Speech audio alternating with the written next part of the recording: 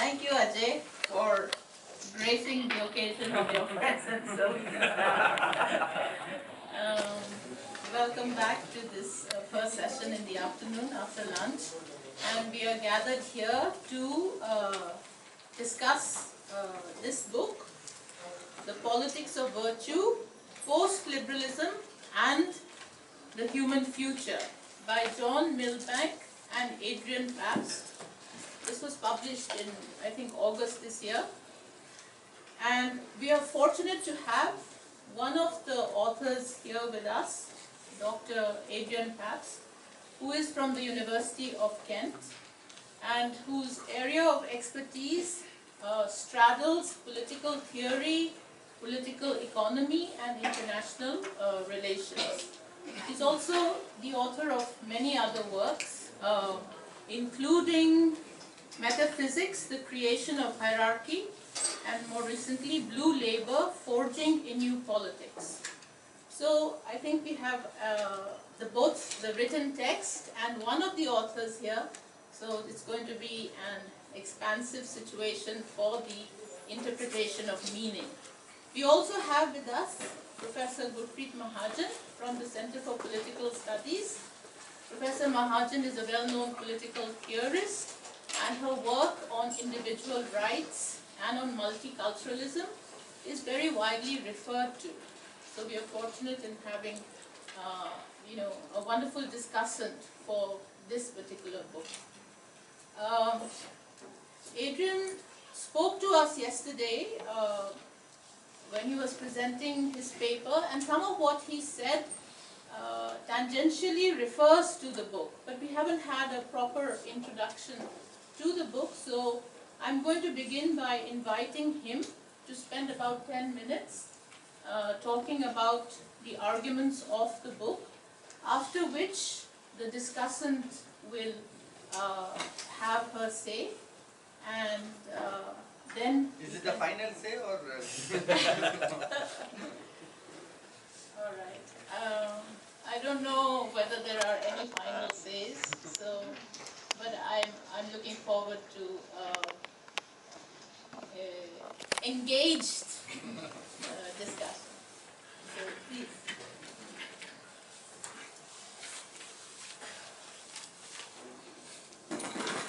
Thank you very much, Shafali, for your very kind introduction, and thank you all for coming here for this session. It's really a great honor to be asked to talk about the book and for the book to be featured here. So I'm very, very grateful to AJ, all his colleagues, for facilitating that, and to you for participating in the debate we're going to have. I mean, the book is very much not the final word on anything, not on liberalism, not on alternatives to liberalism. It's really trying to intervene in a debate that's been going on for some time now about the nature of liberalism, about the plausible and constructive alternatives that might be available to us. And really the starting point for the book is very much the question of what makes us human. What is it that makes us human beings in very different cultural and other contexts? And I suppose the argument we're trying to make is that there is something ultimately problematic in the way that the liberal tradition as a whole, despite all its diversity and all the nuances, there's something problematic in the way that the liberal tradition tries to conceptualize our humanity. Because the argument we're trying to make is that liberalism has a rather reductive view, and ultimately a view of humanity that may be self-defeating, that may even end up in a situation where liberalism undermines our very humanity, not through any bad intention, but essentially as, if you like, an unintended consequence of what liberal ideas and liberal institutions amount to. And so we essentially, make this argument by saying that liberalism starts with the idea that there's either this kind of violent state of nature, as I alluded to yesterday, or there's a kind of original human freedom, but either way there's a deep anthropological pessimism about what the individual or human society really mean. So either in Machiavelli and Hobbes there's this view that the individual left to his own devices will be selfish, greedy, distrustful of others and prone to violence, and therefore we need a social contract to regulate that. Or else in Rousseau, there's this idea that human society corrupts us and so we need a social contract to guard against that. Either way there's this pessimism. And there's also a kind of ontological problem with liberalism, because ontologically speaking, liberalism essentially posits the primacy of the will over the intellect, which we may want to describe philosophically speaking as voluntarism. And liberalism also rests on the idea that universals are not really in things, they're just mental concepts that we effectively project onto things. So liberalism is nominalist. And if you take together anthropological pessimism and then voluntarism and nominalism, you get something that's, at least conceptually speaking, very, very problematic, because ultimately it suggests that the individual really is primary over all forms of human association, but because the individual can't be trusted, or because the individual can never really sort of determine life in society as a whole, there needs to be another structure that can do so, and that is ultimately some form of collective power, which in the course of history have effectively become the modern sovereign state. So there's a kind of dialectical oscillation between the sovereign individual, the bearer of rights, as Locke said, the idea that we are self-proprietary animals, we are animals that own each other, and that is kind of the greatest difference between us and other living beings. But of course, for that to be a reality, for that to be upheld, we need some kind of power. And that is ultimately the collective power of the state, because only the state can guarantee those rights which we have by nature. So liberalism oscillates between, if you like, a certain form of individualism. I'm talking here ontologically speaking, not sociologically speaking. I don't want to reduce this to consumerism or anything like this. I think these are all epiphenomena. And the kind of collectivism, the kind of sovereign power of the central state. And what basically gets missed out are two things. One is the intermediary institutions that mediate between the individual on the one hand and the state on the other, but also forms of association that transcend the borders or the remit of the national sovereign state. So forms of association that actually are cross-border, they very often are cross-cultural, they very often are even across different languages. And here, of course, I have in mind all sorts of associations, from religious networks to professional links to other ties cross-border as well. So that's the, if you like, the fundamental premise, that liberalism is conceptually very problematic, but also in its concrete manifestation, has led to all sorts of problems as well. And so what we do in the books, we try and say, for politics, for the economy, for culture, education, and for international relations, there are some real alternatives to liberalism.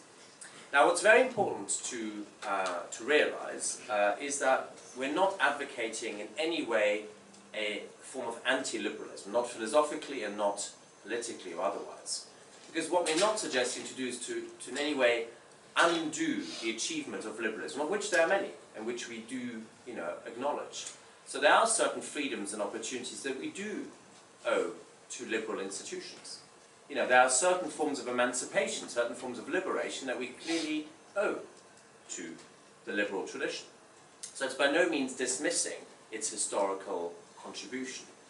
But we do also make the point that certain ideas or practices or institutions that we ascribe to liberalism didn't necessarily originate with liberalism, and certainly no liberalism, no political or economic or any other liberalism, has any monopoly over those principles or institutions. So for instance, take freedom of speech, or take fair detention, or fair trial, or habeas corpus, or all sorts of achievements that we would naturally ascribe to liberalism. Well, the fact is that liberalism inherited these from other traditions that long preceded. Now, you might say that about any tradition. No tradition is really ever self-founding. It always inherits something from something that came before.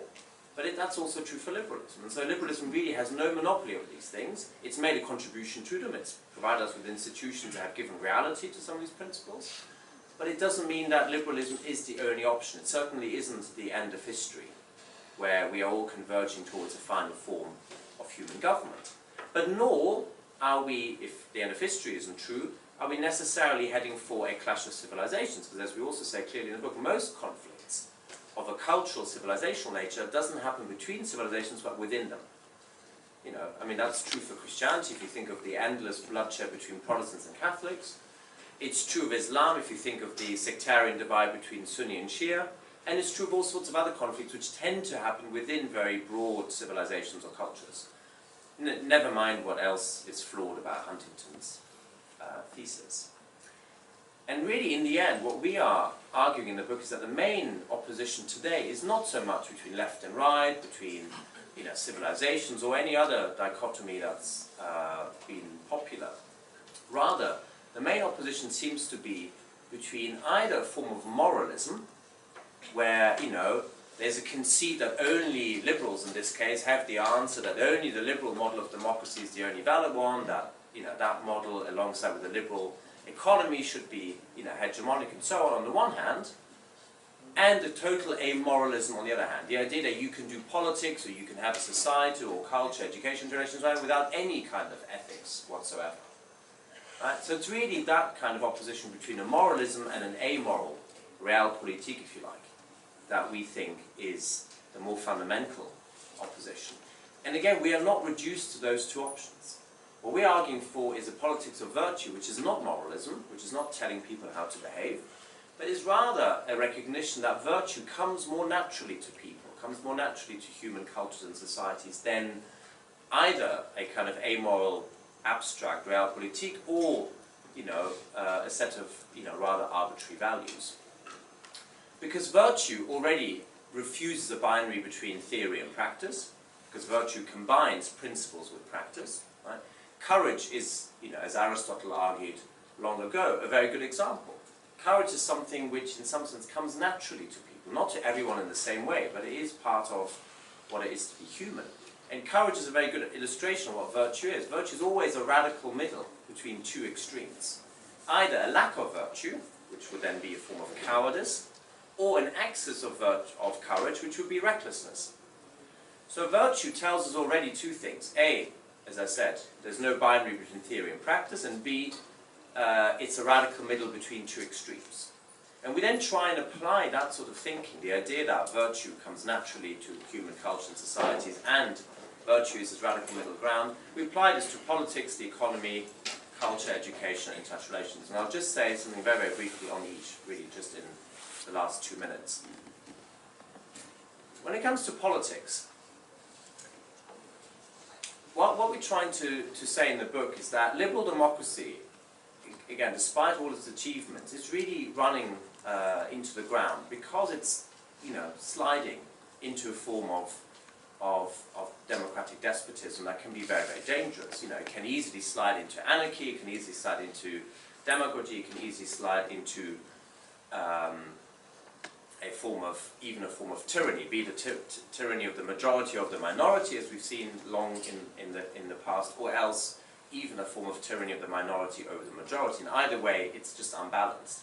So what we're doing in the book is arguing for much more a mixed constitution where you have an interplay of the one, the few, and the many. So, if you like, the ruler, the people, but also forms of wise guidance, of wise counsel that we, could associate with an aristocracy. Not an aristocracy of privilege, not an hereditary aristocracy, but rather an aristocracy of ethos and excellence. So leaders in each area.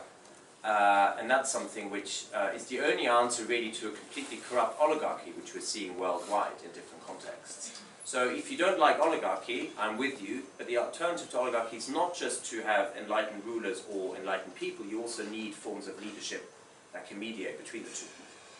Okay? And then the same goes for the economy. The economy can't just be an economy that's either dominated by the state or the market, where you have pure privatization, pure nationalization. It's really all of the institutions in between that matter. It's all the kind of companies that are either family-owned or owned by their employees, or in some way where people can participate. And what we also say about the economy is that you need to transform businesses from within. It's neither going to be through deregulation or through re-regulation that you're going to have a better economy. You're going to have a better economy by basically having virtuous behavior on the part of business leaders and their whole corporations. So you need to change the internal ethos if you really want to transform the market. It's no good pretending that you can either nationalize the whole market or that you can regulate it, because regulation is always a step behind, it's always external, and it rarely really achieves its purpose. Very briefly on culture and education and international relations, 30 seconds each. On culture, we basically said it's about formation of character. It can't just be the transmission of transferable skills or abstract knowledge. It has to be a formation of character. It has to be an encouragement of virtuous behavior, and not just instrumental knowledge or abstract values, which very often lack much meaning because they don't really talk about the relationship. Virtue is already embedded in cultures, it's already embedded in relationships, and that is again a difference with abstract liberal values. And finally, on international relations, we're saying that the whole Westphalian settlement is also problematic because you either see a kind of liberal triumphalism, as we've seen since the end of the Cold War, Western countries lecturing others on democracy and human rights while not always respecting them at home or abroad, or else you see a kind of slide into autocracy, into authoritarianism and other such phenomena. State capitalism, as we see in countries like Russia, and also, I suppose, still dominantly in China. And so the question is, what will be an alternative? And we basically say that you need much more a notion of associations of nations and peoples around cultural identity, around social relations. You need a sense in which people share risks and rewards and resources with each other, and that there's almost like a covenant. I mean, even if you're not religious, the idea that you can just contract with other individuals or other nations is simply too abstract. Not everything can be done by treaties or by formal agreements. We need to kind of encourage ways in which interpersonal relations, again, matter much more in trade and in politics and so on. And it's a very difficult thing, because interpersonal relations can be oppressive, they can be exploitative, and we know all of that. But there's no alternative to the personal. The alternative to the impersonal is the anonymous.